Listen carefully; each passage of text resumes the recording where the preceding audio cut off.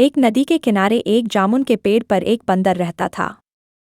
उस पेड़ पर बहुत ही मीठे मीठे जामुन लगते थे। एक दिन एक मगरमच्छ खाना तलाशते हुए पेड़ के पास आया। बंदर ने उससे पूछा तो उसने अपने आने की वजह बताई। बंदर ने बताया कि यहाँ बहुत ही मीठे जामुन लगते हैं और उसने वो जामुन मगरमच्छ को दिए। उसकी मित्रता नदी में रहने वाले मगरमच्छ के साथ हो गई। वह बंदर उस मगरमच्छ को रोज खाने के लिए जामुन देता रहता था। एक दिन उस मगरमच्छ ने कुछ जामुन अपनी पत्नी को भी खिलाए। स्वादिष्ट जामुन खाने के बाद उसने यह सोचकर कि रोजाना ऐसे मीठे फल खाने वाले का दिल भी खूब मीठा होगा, उसे उस बंदर का दिल चाहिए और वो इसी जिद पर अड़ गई। उसने बीमारी का बहाना बनाया और कहा कि जब तक बंदर का कलेजा उसे नहीं मिलेगा वो ठीक नहीं हो पाएगी।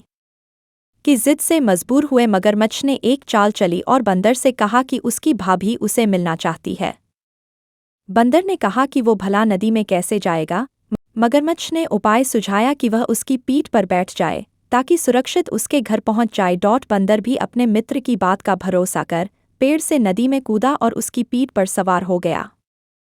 जब वे नदी के बीचों बीच पहुंचे, मगरमच्छ ने सोचा कि अब बंदर को सही बात बताने में कोई हानि नहीं और उसने भेद खोल दिया कि उसकी पत्नी उसका दिल खाना चाहती है।